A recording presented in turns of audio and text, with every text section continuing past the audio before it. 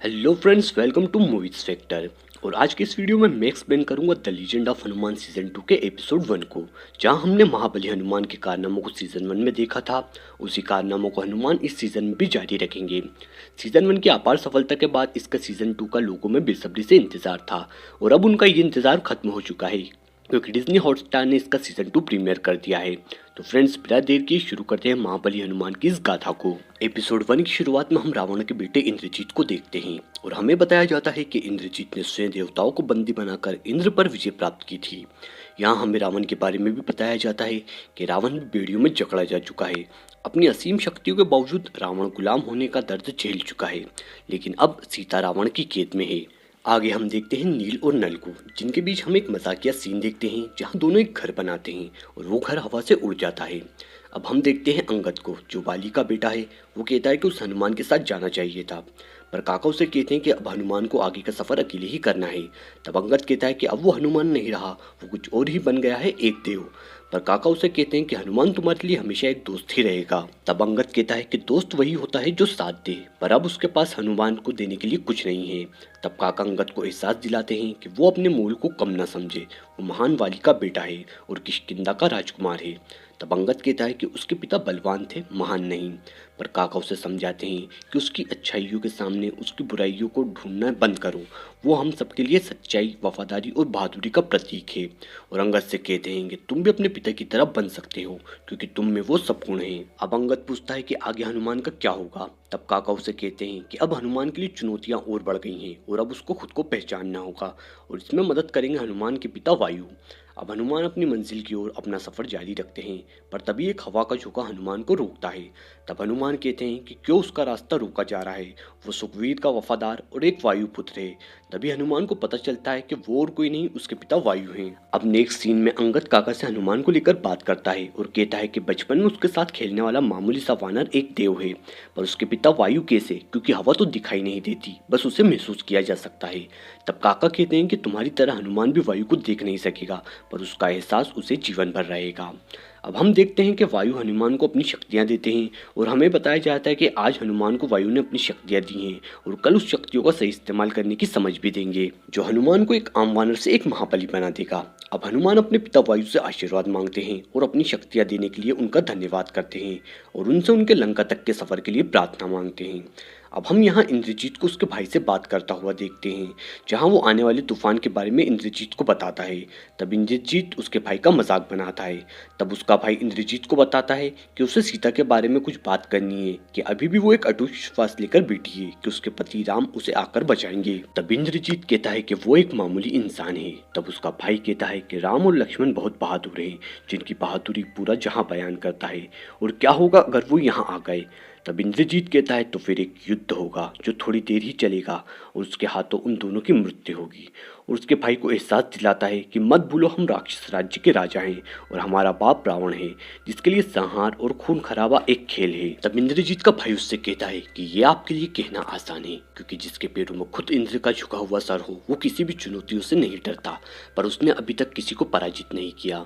पर इंद्रजीत उससे कहता है कि तो अपने लिए एक दुश्मन ढूंढो जो शक्तिशाली हो और उसे हराओ, और तब वो सबसे पहले उसका अभिनंदन करेगा। अब हनुमान लंका की ओर बढ़ते हैं, जहाँ रास्ते में सुरसा से हनुमान का सामना होता है, और वो उसका रास्ता रोकती है और उससे कहती है कि उसके पास वो वरदान है जिसके चलते कोई उसे पार नहीं कर सकता। उसे पार करने का सिर्फ एक ही रास्ता है, और वो है उसके मुंह में जाकर जिंदा वापस आने का। तब हनुमान उसकी चुनौती स्वीकारते हैं और उसके मुंह में जाकर वापस बाहर आते हैं, और तब वो सुरसा से कहते हैं कि उसे अब आगे जाने दे। तब सुरसा एक नारी का भेष लेती है और हनुमान को बताती है कि ये उसकी एक परीक्षा थी जो देवों द्वारा ली गई है, और इसके लिए देवों ने उसे चुना था, और बताती है कि तुम अपनी परीक्षा में सफल हुए, और आशीर्वाद देते हुए हनुमान को आगे जाने के लिए कहती हैं। साथ ही हनुमान को बताती हैं कि इस समंदर में सिंहिका नाम की एक राक्षसनी रहती है, जो इंद्रजीत की वफादार है, और अगर इंद्रजीत को तुम्हारे आने की भनक लग गई तो वो सिंहिका द्वारा तुम पर हमला करवा सकते हैं। तब हनुमान पूछते हैं कि क्या इंद्रजीत सच में इतना खतरनाक है जैसा कि कहानियों में सुना है। तब वो बताती है कि युद्ध में तो एक बार इंद्रजीत को हराया जा सकता है, पर उसके मायाजाल से कोई नहीं निकल सकता।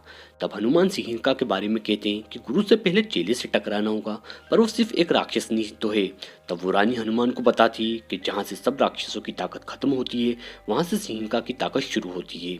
और फ्रेंड्स, इसी के साथ एपिसोड 1 यहीं एंड हो जाता है। एपिसोड 2 की शुरुआत में हम देखते हैं इंद्रजीत को, जो अपने भाई को उसका शस्त्र ब्रह्मास्त्र दिखाता है जिसकी धार से कोई पार नहीं पा सकता। तभी इंद्रजीत का एक गुलाम उनके पास आता है और उन्हें बाहर आने का आग्रह करता है। जब इंद्रजीत और उसके भाई बाहर आते हैं तो वो देखते हैं कि एक बहुत तेज हवाओं के साथ तूफान आ रहा है। तब इंद्रजीत बताता है कि ये वायु अपनी खुशी जाहिर कर रहा है क्योंकि एक खतरा उनकी लंका की तरफ आ रहा है। पर इंद्रजीत कहता है कि खतरों का सामना दूर से नहीं पास आकर किया जाता है। और तब इंद्रजीत समुद्र की गहराई में जाकर सिंहिका को जगा देता है। और इधर जहाँ काका और अंगद और उनके साथ नल और नील ने डेरा डाला होता है वहाँ एक तेज झटका काका को महसूस होता है और उन्हें सिंहिका के जागने का एहसास हो जाता है। और वो कहते हैं कि उन्होंने हनुमान को वहाँ भेजकर गलती कर दी। और वो सिंहिका के बारे में बताते हैं कि सिंहिका शुरू से ही एक क्रूर राक्षसनी थी, पर उसकी शक्तियाँ सीमित थी। और तब उसे धरती से खदेड़कर समुद्र में फेंक दिया गया था, जहाँ सिंहिका ने कई बड़े से बड़े जहाजों को समुद्र की गहराइयों में दफन कर दिया था। तब नल और नील कहते हैं कि हनुमान तो हवा में उड़ता है और सिंहिका तो समुद्र में है, तो हनुमान तो बचकर निकल जाएगा। तब काका कहते हैं कि सिंहिका से कोई नहीं बच सका है, ना इंसान और ना हैवान।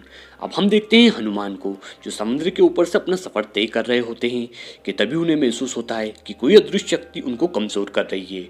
और तब हम देखते हैं सिंहिका को, जो विशालकाय समुद्री दानव के समान दिखाई देती है और वो हनुमान को निगल लेती है। तब इधर काका को आभास हो जाता है और वो सबको बताते हैं कि अब हनुमान हमारे बीच नहीं रहा और उसको सिंहिका ने मार डाला है।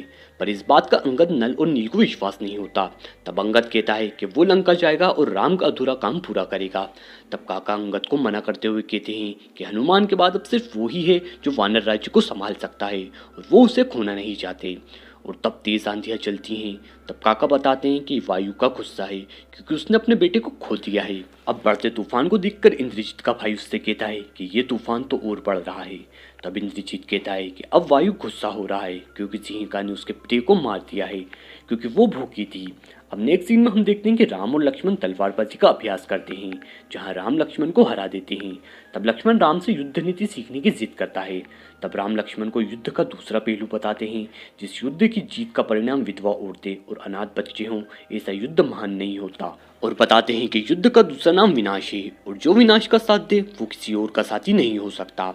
अब हम हनुमान को सिंहिका के पेट में जीवित देखते हैं और उन्हें राम की बात याद आती है कि उन्हें हनुमान पर खुद से भी ज्यादा भरोसा है।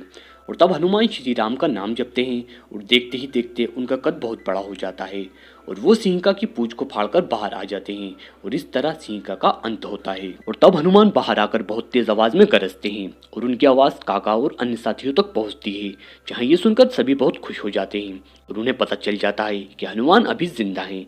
इधर इंद्रजीत को भी आभास हो जाता है कि सिंहिका अब मारी जा चुकी है और तब वो अपने गुलाम को बुलाकर कहते हैं कि उसके अच्छे से अच्छे हथियार तैयार करें क्योंकि अब युद्ध का आरंभ होने वाला है। और इसी के साथ ये एपिसोड यहीं एंड हो जाता है। एपिसोड की शुरुआत में शरद केलकर हमें राक्षसों का इतिहास नरेट करते हैं और बताते हैं कि मनुष्य का सबसे दुर्भाग्यपूर्ण कदम था राक्षसों से बैर लेना। असुरों के काली हृदयों से जन्मे इन असुरों ने धरती पर खूब नरसंहार किया, पर अब ये घने काले जंगलों में रहने को मजबूर हैं और अपनी भूख मिटाने के लिए एक दूसरे को खाने पर भी ये संकोच नहीं करते। लेकिन एक राक्षस ऐसा था जिसने ये जीवन जीने से इनकार किया और अपने मजबूत इरादों से राक्षसों को एक अलग मुकाम पर बिठा दिया, जिसने पाताल, धरती, स्वर्ग तीनों लोगों को अपनी मुट्ठी में किया, और वो था रावण। अब हम देखते हैं अंगद को, जो काका से कहता है कि हनुमान अभी तक नहीं लौटा और उसे हनुमान की फिक्र हो रही है। तब काका कहते हैं कि लंका यही पास में नहीं है, उसे लंबा सफर तय करना है। पर अंगद कहता है कि हनुमान रावण की बनाई हुई दुनिया में गया है, लंका में, जो एक नरक से बढ़कर कुछ नहीं हो सकती। अब हम हनुमान को देखते हैं जो लंका में पहुंच चुके हैं और अब वो एक छोटे वानर का रूप लेते हैं और लंका में प्रवेश करते हैं और खोज शुरू करते हैं सीता की। अब हम थोड़ा फ्लैशबैक देखते हैं जहाँ राम लकड़ियाँ काट रहे होते हैं और हनुमान उन्हें कहते हैं कि ये काम आपको शोभा नहीं देता और आप मुझे ये काम करने दें। तब राम कहते हैं कि वो सुग्रीव का बहुत आभारी है और वो उन पर और कोई बोझ नहीं बनना चाहते और वैसे भी इंसान को उसका काम खुद करना चाहिए, और राम के जंगल में रहने पर भी प्रश्न करते हैं। तब राम कहते हैं कि जब सीता रावण की कैद में है तो वो आराम की जिंदगी कैसे जी सकते हैं, और जंगल भगवान की रचना है और उससे खूबसूरत कुछ नहीं हो सकता। तब हनुमान राम से पूछते हैं कि आपको अयोध्या की याद नहीं आती। तब राम कहते हैं कि वनवास के दौरान उन्हें पता चला कि महल के ठाट बाट के बिना भी जिंदगी खूबसूरत हो सकती है। अब जब हनुमान छोटे वानर के भेष में अंदर जाते हैं तो उन्हें वहाँ एक औरत दिखती है जिसे वो सीता समझते हैं, पर बाद में उन्हें पता चलता है कि वो रावण की बीवी मधुरती है और वो रावण का इंतजार कर रही होती है। पर अपनी नौकरानी से उसे पता चलता है कि रावण सीता के पास गए हैं और तब मंदोदरी अपना आभूषण उसकी नौकरानी को दे देती है और कहती है कि उसकी बेटी की ब्याह में उसे दे देना, और एक उपहार और देती है और कहती है कि ये उसके छोटे बेटे अक्षय को दे देना ताकि उसे उसकी माँ की याद आए। तब वो नौकरानी अक्षय को उसकी माँ की भेंट दे देती है और बताती है कि आपकी माँ आपको बहुत याद करती हैं। तब अक्षय अपने पिता से मिलने के बाद अपनी माँ के पास आने का कहता है और अब हम देखते हैं रावण को, जहाँ वो अक्षय से उसके बड़े भाई इंद्रजीत का हालचाल पूछते हैं। पर तभी वहाँ उनका सेनापति आ जाता है और बताता है कि मारकंडा का युद्ध उन्होंने जीत लिया है और वहाँ सब घरों को उनके मर्दों के साथ जला दिया है। तब रावण उस सेनापति पर गुस्सा होता है और कहता है कि एक जले हुए राख के ढेर का वो क्या करेगा, और अब वो सेनापति से कहता है कि मारकंडा को फिर से आबाद करो, सारे घरों पर छत होना चाहिए, खेत फिर से लहलहाना चाहिए और अनाथ बच्चों को पूरा भोजन मिलना चाहिए, और जब तक तुम ये काम खत्म ना कर लो तब तक ना कुछ खाओगे और ना ही पियोगे। और तब वो सेनापति का पद एक अन्य सिपाही को सौंप देता है और उसको आदेश देता है कि अगर ये कुछ भी खाए या पिए तो फौरन इसे कत्ल कर देना। तब अक्षय रावण से पूछता है कि सेनापति ने आपका आदेश का पालन किया और उस राज्य को जीता। तब रावण कहता है कि वह हासिल वही किया जाता है जो आपकी हैसियत बढ़ाए, भला एक उजड़ा हुआ राज्य और वहाँ की भूखी नंगी प्रजा उसके किस काम की। इसलिए पहले उन सबकी आवश्यकताओं को पूरा करो और उन्हें सब आराम दो ताकि तुमको वो मिले जो तुम उनसे चाहते हो, उनका सम्मान और उनका भरोसा। तब अक्षय कहता है कि रहेंगे तो तब भी गुलाम। तब रावण कहता है कि ये सवाल उस भूखे बच्चे से पूछो कि जिसके भरपेट खाना चाहिए या स्वतंत्रता। और अक्षय से कहता है कि हो सकता है कल तुम इस सिंहासन पर बैठो और तुम और इंद्रजीत दोनों विपरीत हो, जहाँ वो अपना राज्य डर से चलाना चाहेगा वहीं तुम प्रेम से, पर इनका परिणाम एक ही है, तुम दोनों की मृत्यु, क्योंकि इंद्रजीत को कोई सताया हुआ मारेगा और तुमको कोई अपना करीबी। और बताता है स्वतंत्रता और समृद्धि एक म्यान में नहीं रह सकती। पर तभी रावण को आभास होता है कि कोई और भी उनके सिवा वहां पर मौजूद है, और तब रावण कहता है कि वो जानता है कि तुम यहाँ हो और तुम सीता के लिए आए हो, और कहता है कि सामने आ जाओ। तब हनुमान को लगता है कि रावण ने उन्हें देख लिया। अब यहाँ एपिसोड 4 की शुरुआत होती है और हम एक बार फिर शरद केलकर की मजबूत आवाज़ में रावण की कहानी सुनते हैं, जहाँ हमें बताया जाता है कि रावण एक बहुत बड़े ऋषि का बेटा था और अगर वो चाहता तो बहुत बड़ा संत बन सकता था। उसने कई सालों तपस्या की जिसके परिणाम स्वरूप ब्रह्मा विष्णु महेश ने उन्हें शस्त्र बल सब वरदान दिया, मगर रावण की लालसा उससे कहीं ज्यादा थी और उसने मांगी अमृता। पर उन्होंने रावण को यह वरदान न देकर एक दूसरा वरदान दिया कि उसकी मृत्यु किसी दिव्य प्राणी के हाथों नहीं होगी। पर रावण ने यह वरदान देवों के खिलाफ ही इस्तेमाल किया और उसके बाद रावण कहीं नहीं रुका, यहाँ तक कि उसने अपने भाई से भी छलकर लंका राज्य हथिया लिया। अब हम देखते हैं जहाँ तीसरे एपिसोड में रावण को उसके महल में किसी होने का अंदेशा हुआ था और हनुमान समझते थे कि रावण को पता चल गया है, पर यह सब रावण अपने भाई विभीषण को कहते हैं। तब हम देखते हैं विभीषण को और वो रावण को ये समझाते हैं कि आपको राजकुमारी सीता को उनके पति राम को सौंप देना चाहिए क्योंकि आप रावण हैं और ये सब आपको शोभा नहीं देता। तब रावण कहता है कि जो देवों के आगे नहीं झुका वो एक मनुष्य के आगे झुकने से पहले पूरी लंका को आग लगाना बेहतर समझेगा। तब रावण अक्षय की सलाह लेता है और अक्षय भी अपने भाई विभीषण से सहमत होता है। तब रावण अक्षय से भी मायूस होता है और कहता है कि मैं समझता था कि तुम इंद्रजीत की परछाई हो। और तब रावण निकल जाता है अपने पुष्पक विमान पर सीता को मनाने, जहां हनुमान भी छुपकर उस विमान पर सवार हो जाते हैं। पर जाने से पहले रावण विभीषण को धमकी दे देता है कि अपने शब्दों को और खुद को हाथ में रखो, वरना वो अपने भाई का खून बहाने से भी पीछे नहीं हटेगा। अब हमें थोड़ा फ्लैशबैक दिखाया जाता है जहाँ राम हनुमान को एक अंगूठी देते हैं और कहते हैं कि ये सीता को दे देना, तो सीता को भरोसा हो जाएगा कि राम उसे बचाने जरूर आएंगे। अब रावण अशोक वाटिका आता है जहाँ उसने सीता को अपहरण करके रखा है, जहाँ उसकी कई दासियां उसका स्वागत करती हैं, पर वो सीता से मिलने जाता है जिससे उसकी दासियां जलन महसूस करती हैं। अब हम देखते हैं राजकुमारी सीता को और हनुमान भी एक पेड़ से सब कुछ ये देख रहे होते हैं, जहाँ रावण सीता को उसकी रानी बनने को कहता है, पर सीता उसके इस प्रस्ताव को ठुकरा देती है।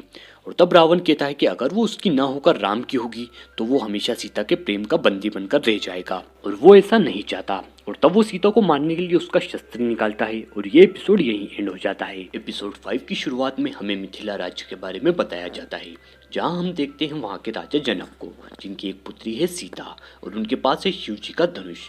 सीता और वो धनुष राजा जनक के लिए अपने खजाने से कई बढ़कर हैं। जहां हम देखते हैं कि राजकुमारी सीता का हाथ मांगने देव, मनुष्य, यहाँ तक कि राक्षस भी आए, पर राजा जनक ने उनके सामने एक अनोखी शर्त रखी कि सीता के लिए योग्य वर वही होगा जो इस धनुष को उठाएगा। जहाँ सबने उस धनुष को उठाने की कोशिश की, यहाँ तक रावण ने भी की, पर कोई भी कामयाब नहीं हुआ। और फिर मर्दों की उस भरी सभा में एक साधारण से दिखने वाले युवक ने वो धनुष उठाया, और वो और कोई नहीं, स्वयं श्री राम थे। और इस प्रकार राम और सीता का मिलन हुआ। अब हम देखते हैं अशोक वाटिका को, जहाँ रावण सीता को मारने के लिए हथियार उठा लेता है, लेकिन सीता उससे भी नहीं डरती और रावण सीता को मारने ही वाला होता है कि तभी वहाँ मंदोदरी आ जाती है और वो रावण को रोकती है और कहती है कि आप महान राजा हैं और इस लड़की को मारकर आप खुद को अपमानित ना करें, और सीता को राम को सौंपने का आग्रह करती है, लेकिन रावण ऐसा करने से मना कर देता है, जिस पर मंदोदरी दुखी होकर वहाँ से चली जाती है। तब सीता रावण से कहती है कि तुम अपनी जिद और अहंकार में इतने अंधे हो चुके हो कि तुम्हें अपनी पत्नी का प्रेम भी नहीं दिख रहा और तुम्हारी जिद कितनों का बलिदान लेगी। इस पर रावण कहता है कि बलि चढ़ाने वाला वो अकेला नहीं है, राम ने भी उसके कितने सिपाहियों को मारा है। तब सीता कहती कि राम का रास्ता अहिंसा का है, और तब सीता रावण को अहिल्या की कहानी सुनाती है और बताती है कि अहिल्या बहुत खूबसूरत औरत थी और उसे खुद ब्रह्मा ने बनाया था और बाद में वो ऋषि गौतम के साथ रहने लगी, लेकिन वो बहुत भोली थी। एक दिन गौतम के भेष में भगवान इंद्र उनके घर आए और अपनी वासना पूरी की, और जब ऋषि गौतम बाद में उनके घर आए तो उन्होंने अहिल्या को एक श्राप दिया और उसे पत्थर का बना दिया। लेकिन फिर एक दिन राम, लक्ष्मण और विश्वामित्र उधर से गुजरे और राम के स्पर्श से अहिल्या का श्राप खत्म हो गया। तब रावण सीता की बातों को कहानी बताता है और उससे कहता है कि सुना है तुम्हारे पिता तुम्हें खेत से उठा कर लाए थे। तब सीता कहती कि उसने उसके जन्म की सिर्फ कहानियां सुनी हैं। इस पर रावण सीता से एक प्रश्न पूछता है कि क्या तुम भी अहिल्या को देखने गई थी। तब सीता कहती है कि हाँ, ये बात राम और उनके मिलने से पहले की है। जब उन्होंने अहिल्या के बारे में सुना तब वो उसे देखने गई थी। तब रावण कहता है कि उसे श्राप मुक्त तुमने किया था, ना कि राम ने, क्योंकि तुम धरती माँ की गोद से जन्मी हो। जैसे धरती में डाले गए बीज अंकुरित होते हैं, उसी प्रकार तुम उनकी पुत्री हो।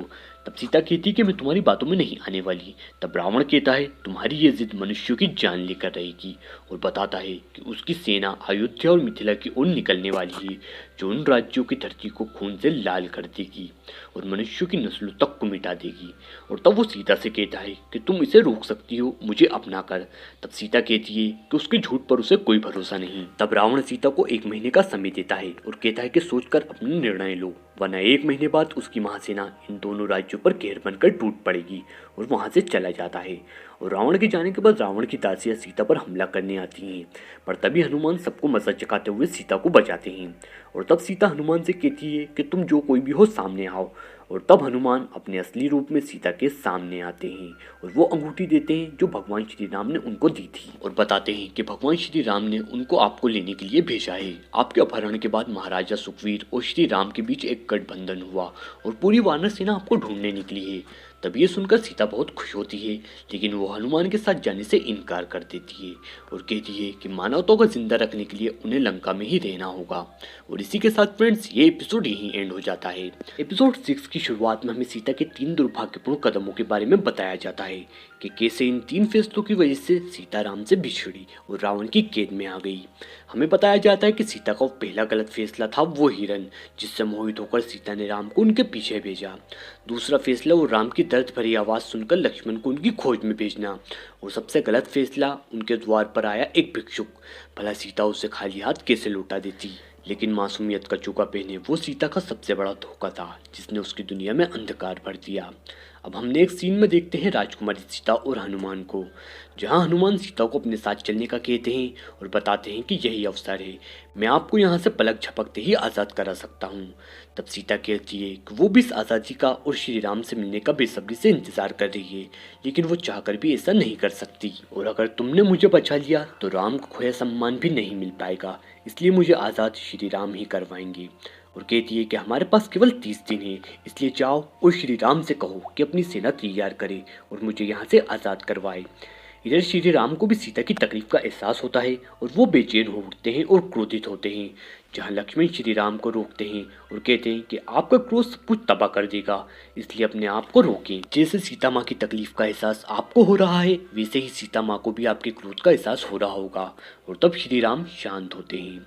अब इधर सीता हनुमान को अपना चूड़ा देती है और कहती है कि ये श्री राम को दे देना, ताकि वो आश्वस्त हो जाएं कि लंका में मैं ही तुमसे मिली थी।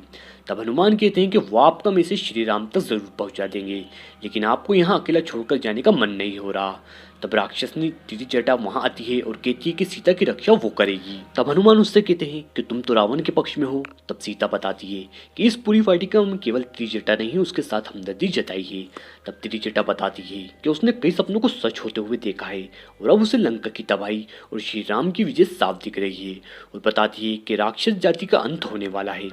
तब सीता त्रिजटा से वादा करती है कि अगर ऐसा समय आएगा तो वो उसकी रक्षा करेगी जैसे उसने इस वाटिका में उसकी की है। तब सीता हनुमान को जाने को कहती है। तब हनुमान कहते हैं कि इतनी जल्दी क्या है, और वो सोच रहे हैं कि जाने से पहले कुछ करते जाएं। और तब हनुमान वहां कुछ पेड़ों को उखाड़ देते हैं और आग लगा देते हैं जो लंका से भी नजर आती है। अब नेक्स्ट सीन में हम सुग्रीव को श्री राम के पास आते हुए देखते हैं, जहां वो कहते हैं कि उन हनुमान को लेकर आपसे कुछ बात करना है। पर तभी वहां सम्राट सुकेतु अपनी भांजी निर्वाणी के साथ पहुंच जाते हैं। सम्राट सुकेतु की बेटी ताटका और नाती मरीज थी, जिसकी वजह से सीता का अपहरण हुआ था, और इसलिए लक्ष्मण उन पर गुस्सा होते हैं। तब श्री राम लक्ष्मण से कहते हैं कि इसमें सम्राट सुकेतु का कोई दोष नहीं है। तब सुकेतु बताते हैं कि ये सच है कि पहले श्री राम के लिए उनके मन में गुस्सा था, पर हनुमान ने उनकी सोच बदल दी है, और उन्होंने हनुमान को आखिरी बार तब देखा था जब वो महाराज अंगद को बचाने गए थे, पर उन्होंने लंका के विपरीत रास्ता चुन लिया है।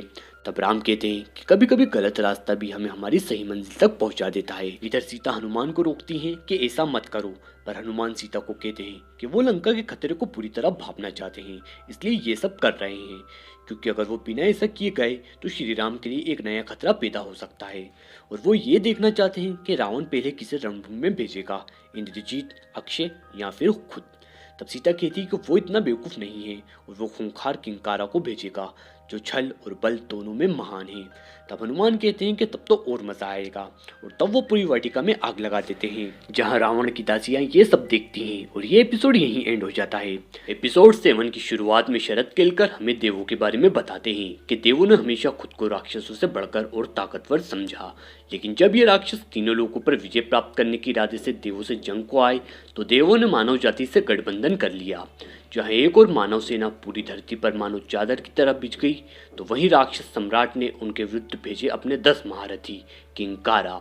एक तरफ 50,000 सैनिक तो दूसरी तरफ केवल 10, लेकिन जंग हिम्मत और बहादुरी से जीती जाती है। किंकारा जो देवों और इंसानों से विपरीत ना तो डर जानते हैं और ना ही पीछे हटना, और उनका अपने सम्राट को दिया हुआ वचन जीत के साथ होता है या उनकी मौत के साथ, और वो है किंकारा।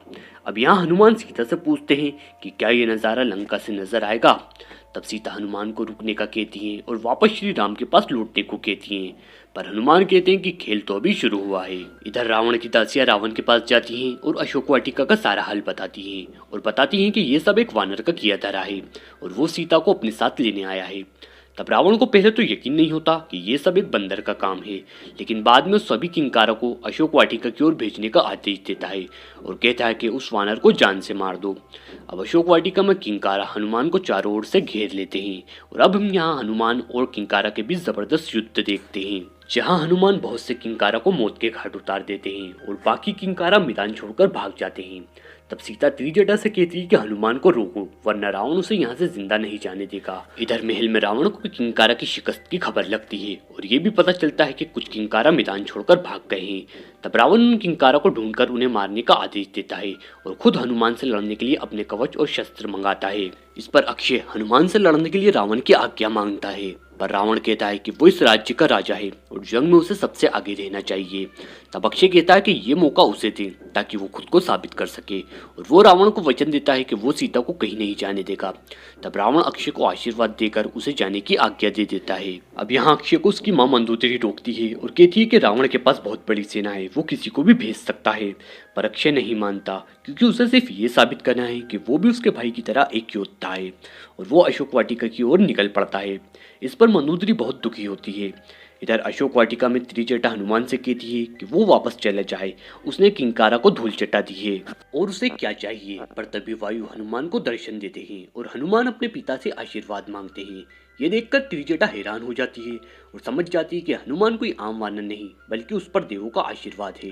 तब त्रिजटा हनुमान को जाने का कहती है और बताती है कि उसने अक्षय की सवारी को यहाँ आते देखा है, वो दूसरों जैसा नहीं है। तब हनुमान कहता है कि उसने अक्षय को देखा है और वो अपने पिता और भाई से बिल्कुल विपरीत है।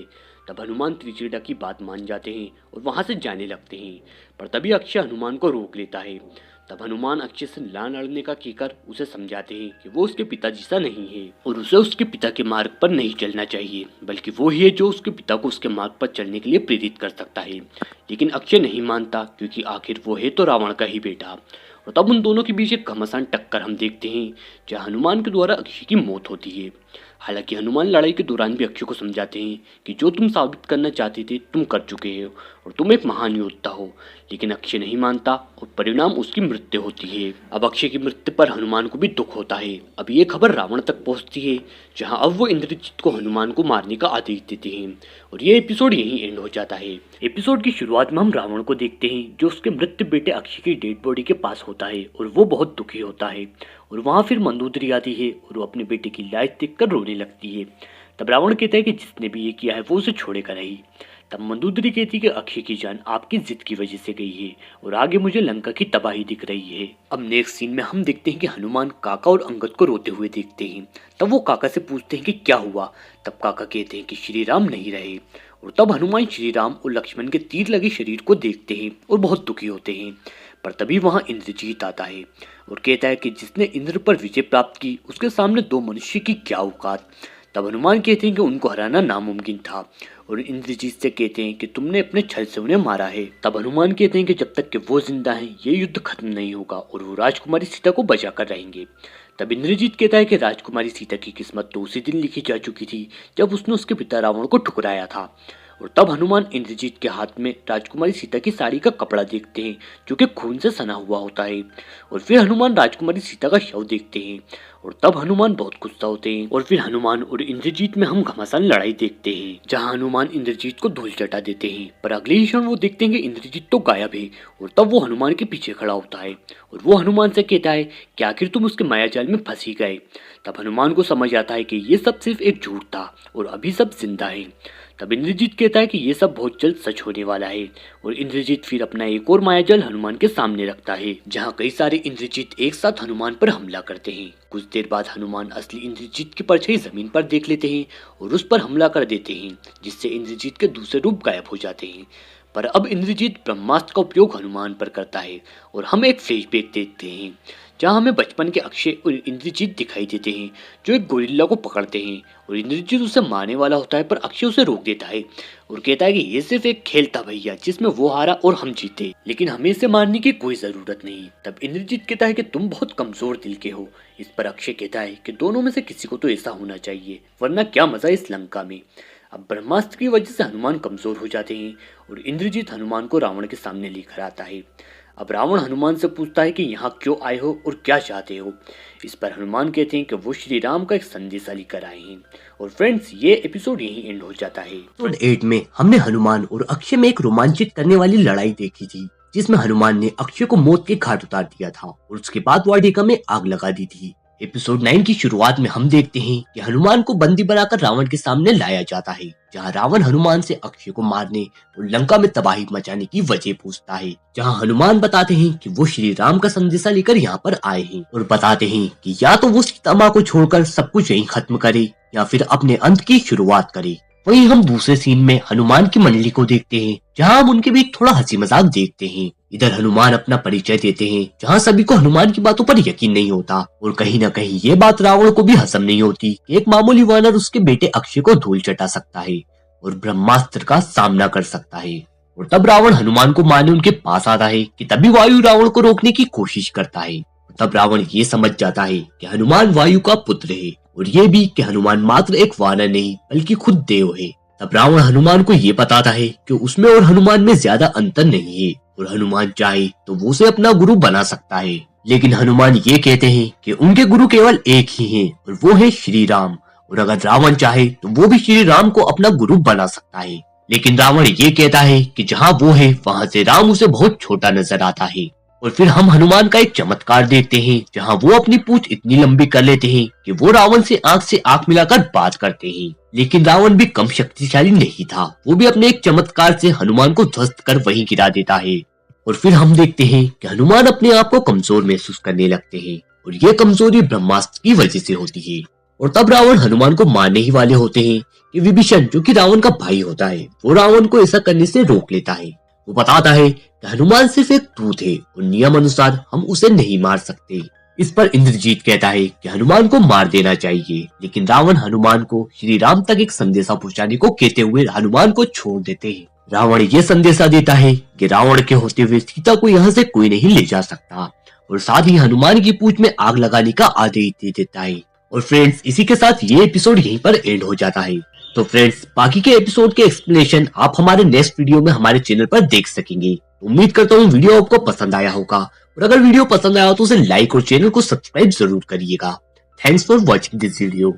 एपिसोड 9 के लास्ट में हमने देखा था कि रावण ने हनुमान की पूंछ में आग लगाने का आदेश दे दिया था, क्योंकि हनुमान ने रावण के बेटे अक्षय को मार डाला था। एपिसोड 10 की शुरुआत होती है, जहां हम देखते हैं कि हनुमान को लंका के बीच बाजार में लोगों के बीच बांध दिया जाता है, जहां रावण के सैनिक हनुमान की पूंछ में आग लगा देते हैं। ये सब रावण भी देख रहा होता है। यहाँ इंद्रजीत रावण से ये कहता है कि अभी भी हमारे पास मौका है, हमें हनुमान को मार डालना चाहिए, वरना ये पूरी लंका में तबाही मचा सकता है। लेकिन रावण ये कहता है कि उसे ये जानना है कि हनुमान और क्या क्या कर सकता है, और इसके लिए वो लंका को भी खतरे में डालने को तैयार है। इधर रावण के सैनिक हनुमान की पूंछ में आग लगा देते हैं, लेकिन हनुमान पर इसका कोई असर नहीं होता, और वो उसके बाद रावण के सभी सैनिकों को मारकर वहां से भागने लगते हैं और अपनी जली पूंछ से पूरी लंका में आग लगा देते हैं।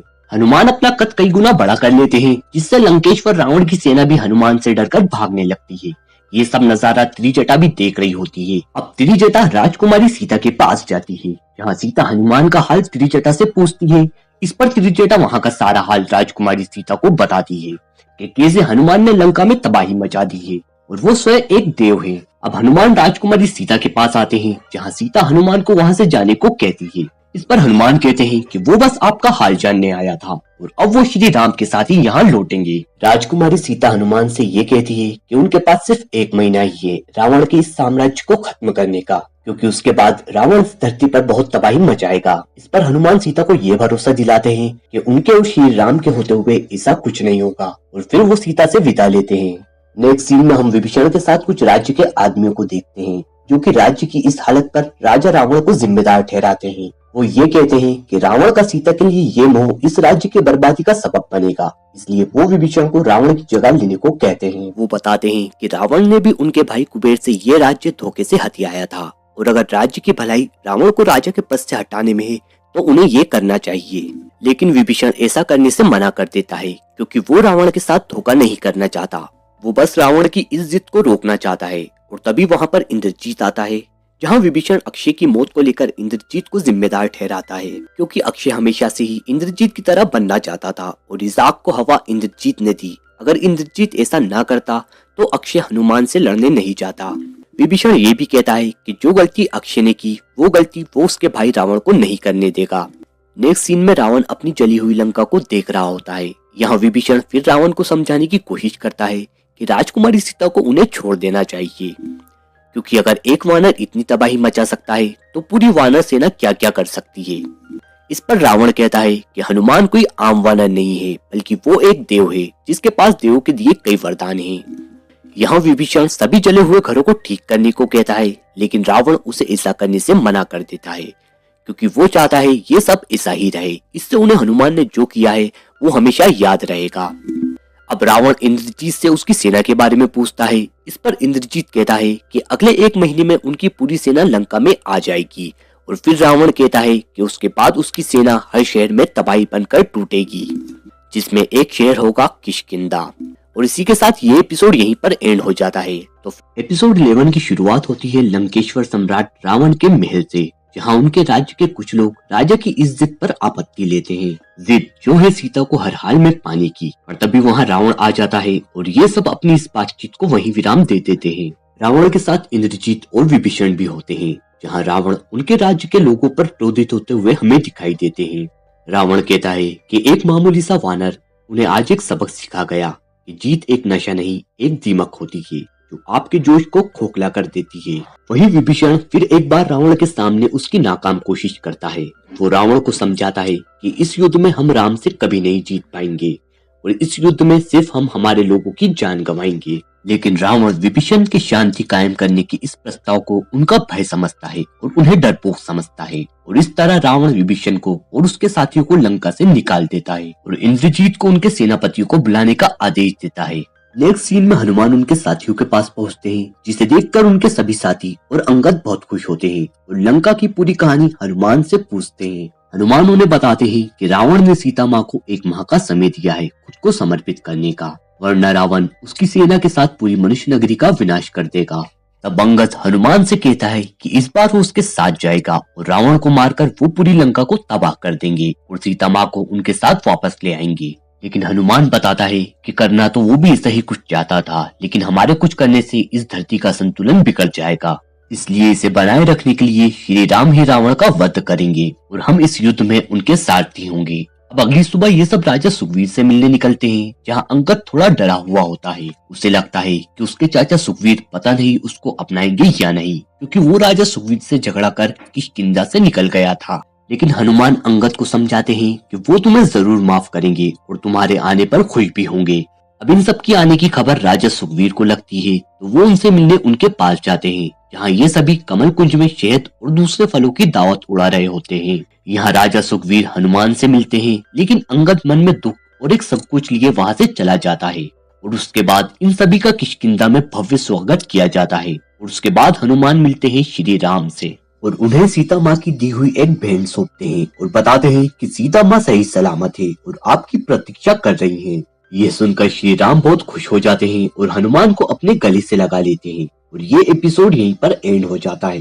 एपिसोड 12 की शुरुआत में हमें लंका और किष्किंधा दोनों का दृश्य दिखाया जाता है, जहां रावण अपनी पूरी सेना के साथ युद्ध की तैयारी कर रहा होता है। वहीं इधर राजा सुग्रीव के नेतृत्व में पूरी वानर सेना भी अपनी तैयारियों में जुटी होती है। लेकिन राजा सुग्रीव को अभी भी अपनी सेना की तैयारियों में कमी नजर आती है, क्योंकि उनकी सेना में हौसला और जज्बा तो बहुत है, लेकिन युद्ध का अनुभव बहुत कम। लेकिन श्री राम बताते हैं कि उन्हें यही हौसला और जज्बा चाहिए, क्योंकि युद्ध सिर्फ बल से नहीं बल्कि बहादुरी से जीते जाते हैं, जिसकी इस सेना में कमी नहीं है। लेकिन श्री राम के अनुसार इस सेना को एक सारथी की जरूरत है और इसके लिए वो अंगद का नाम लेते हैं और राजा सुग्रीव से अंगद के बारे में पूछते हैं। यहाँ राजा सुग्रीव बताते हैं कि अंगद मेरे कहने से हमारा हिस्सा नहीं बनेगा, लेकिन अगर श्री राम खुद अंगद से बात करें तो वो मना नहीं करेगा। लेकिन श्री राम राजा सुग्रीव से कहते हैं कि अंगद से बात वो नहीं बल्कि आप करेंगे। और फिर राजा सुग्रीव अंगद के पास जाते हैं, जहाँ वो अंगद से कहते हैं कि सेना लंका के लिए प्रस्थान करने ही वाली है और वो चाहते हैं कि इस सेना के सारथी तुम बनो। और इसके लिए वो अंगद को आदेश नहीं दे रहे हैं, वो चाहते हैं कि उनके भाई बाली का बेटा, उनका अपना खून हमेशा उनके साथ खड़ा रहे। और इस तरह राजा सुग्रीव और अंगद का ये मनमुटाव दूर हो जाता है और वो राजा सुग्रीव के साथ सेना से जुड़ते हैं। और इस तरह किष्किंधा से श्री राम के साथ सेना निकल पड़ती है रणभूमि की ओर। रात में हम राजा सुग्रीव, श्री राम, लक्ष्मण और हनुमान को देखते हैं, जो कि आपस में बात कर रहे होते हैं। जहाँ राजा सुग्रीव उनकी सेना की धीमी रफ्तार से थोड़ा चिंतित दिखाई देते हैं। उनके अनुसार अगर इसी रफ्तार से वो आगे बढ़ते हैं तो उन्हें साल भर लग जाएगा सिर्फ दरिया पार करने में। लेकिन हनुमान कहते हैं कि उनके पास 1 माह से भी कम वक्त है। तब श्री राम कहते हैं कि हम में से कुछ लोगों को आगे निकल जाना चाहिए, ताकि पीछे वालों के लिए रास्ता आसान कर सके। और फिर अगली सुबह श्री राम और लक्ष्मण हनुमान के साथ उनकी पीठ पर सवार होकर आगे निकल जाते हैं। अब ये तीनों एक जगह रुकते हैं, जहाँ से लंका अभी भी बहुत दूर है। यहाँ लक्ष्मण हनुमान से कहते हैं कि जब तुमने एक ही छलांग में ये दरिया पार कर लिया था और लंका में प्रवेश कर लिया था, तो क्यों ना हम तीनों ही वहां जाकर रावण को मार दें और लंका का विनाश कर दें। लेकिन श्री राम कहते हैं रावण एक बार हनुमान को कमजोर समझने की गलती कर चुका है, लेकिन अब वो पूरी सेना के साथ लंका में हमारा स्वागत करेगा। हमें जोश के साथ होश से भी काम लेना होगा। लेकिन तभी वहाँ ये तीनों एक नौका देखते हैं, जिससे लक्ष्मण को ये लगता है कि ये रावण के गुप्तचर हैं, जो कि उनकी सेना की तादाद जानने आए हैं, और इसलिए वो उस नौका पर हमला करने ही वाला होता है। लेकिन श्री राम लक्ष्मण को रोकते हुए कहते हैं कि अभी तक किसी ने उन्हें कोई हानि नहीं पहुंचाई, इसलिए उन्हें हमला नहीं करना चाहिए। अब हम देखते हैं कि उस नौका में से कोई और नहीं बल्कि रावण का भाई विभीषण उसके कुछ साथियों के साथ वहां आता है। और ये जानकर लक्ष्मण उन्हें मारने ही वाले होते हैं कि तभी हनुमान लक्ष्मण को रोकते हैं और बताते हैं कि जब उन्हें लंका में बंदी बनाया गया था तब विभीषण ही थे जिन्होंने उसे छोड़ने के लिए विनती की थी, और हम इन पर भरोसा कर सकते हैं। तब श्री राम विभीषण से उनको लंका से निकालने का कारण पूछते हैं और उनके साथ जुड़ने को कहते हैं। यहाँ विभीषण श्री राम को रावण की सेना की सभी जानकारी बता देता है। तब श्री राम कहते हैं कि जीत की एक ही उम्मीद है, एक ही वार में पूरी ताकत से धावा बोल दें, वरना जोश भरी लहरों की तरह लंका की चट्टानों से टकराकर बिखर जाएंगे। तब हनुमान पूछते हैं कि बिना किसी नौका या नाव के वो वहां तक कैसे जाएंगे, वहां जाने का कोई रास्ता नहीं है। लेकिन श्री राम कहते हैं कि एक रास्ता है, और तब श्री राम ध्यान मग्न होकर सागर से सहायता मांगते हैं। और उसी तरह सुबह हो जाती है, जहाँ लक्ष्मण श्री राम से कहते हैं कि अब उन्हें कोई और रास्ता ढूंढना होगा, क्योंकि सागर ने भी उनकी सहायता नहीं की और इतने कम समय में वो कोई नौका या नाव भी नहीं बना पाएंगे। और इस तरह श्री राम का भी संयम टूट जाता है और वो अपना बाण निकालकर सागरों के सम्राट वरुण को ललकारते हुए कहते हैं कि तुमने मेरी पुकार ना सुनी, अब मेरी गरज सुनो। और फ्रेंड्स, इस तरह ये एपिसोड यहीं पर एंड हो जाता है। एपिसोड की शुरुआत होती है जहाँ श्री राम ने सागर देवता को ललकारा था और उनकी ये ललकार सुनकर वो खुद श्री राम के पास आए थे। परंतु श्री राम की ये मांग सागर देव के बस में नहीं थी, क्योंकि सागर की ना कोई शुरुआत होती है, ना अंत और ना ही सीमा। लेकिन सीता सागर के उस पार थी और बिना उसे पार किए श्री राम को सीता को लाना असंभव था। लेकिन सागर देव ने श्री राम को एक सलाह दी, अगर लहरों को चीरकर सागर पार नहीं कर सकती तो उसके ऊपर से रास्ता बनाओ। और इस तरह शुरुआत हुई राम सेतु बनाने की। लेकिन यहाँ पर एक समस्या थी, ब्रह्मास्त्र, क्योंकि अगर एक बार ये जाग गया तो इसका वापस कमान में जाना असंभव है। और इसलिए सागर देव ने इसे सागर किनारे एक राज्य पर चलाने की सलाह दी, जहाँ पर राक्षसों का आतंक था, ताकि उस राज्य से उनका आतंक खत्म हो सके। और फिर शुरू होता है राम सेतु बनाने का सफर। नेक्स्ट सीन में वानर सेना का एक सैनिक रावण के सैनिकों द्वारा पकड़ा जाता है और उसे रावण के सामने पेश किया जाता है, जहाँ रावण उससे राम की सेना की जानकारी लेता है। वो सैनिक कहता है कि वो राजा सुग्रीव का सिपाही है और वो रावण से नहीं डरता। वो बताता है कि किष्किंधा की पूरी वानर सेना लंका आ रही है और श्री राम उनके राजा सुग्रीव के साथ आ रहे हैं और साथ में है आपके भाई विभीषण। इस पर रावण कहता है कि वो किसी विभीषण को नहीं जानता और उसके बाद वो उस सिपाही की जान ले लेता है। इधर पूरी वानर सेना पानी में पत्थर से पुल बनाने की कोशिश करती है, लेकिन हर बार पत्थर पानी में डूब जाता है। और फिर उसके बाद हनुमान पत्थर पर श्री राम लिखते हैं और उसे पानी में फेंकते हैं, जिससे वो पत्थर पानी पर तैरने लगता है। और फिर इस तरह सभी पत्थरों पर श्री राम का नाम लिखकर पूरी वानर सेना उसे पानी में फेंक देती है। और इस तरह सभी पत्थर पानी में तैरने लगते हैं और फिर सफर शुरू होता है राम सेतु बनाने का, जिसमें श्री राम भी उनका साथ देते हैं। यहाँ काका पूरी सेना के लिए एक ध्वज बनाते हैं और उसे सौंपते हैं हनुमान को, जो कि इनकी सेना का मान होता है। नेक्स्ट सीन में रावण उसकी सेना को प्रोत्साहित करते हुए उन्हें दिए गए देवों के धोखे के बारे में बताता है। रावण कहता है कि उन्होंने हमें एक नाम दिया है दरिंदा, और अब हम दरिंदगी क्या होती है ये उन्हें बताएंगे। और फिर हम रावण का असली राक्षसी रूप देखते हैं और साथ में देखते हैं उसके 10 सरों वाला रूप। और अगले सीन में श्री राम और पूरी वानर सेना पहुंचती है लंका। यहाँ हनुमान अपनी सेना का ध्वज लंका की जमीन पर फहराते हैं और इस तरह इस सीरीज का यहीं पर अंत हो जाता है। फ्रेंड्स, व्यूअर्स को इसके थर्ड सीजन का बेसब्री से इंतजार है और तीसरे सीजन की अपडेट में आपको हमारे चैनल पर देता रहूंगा।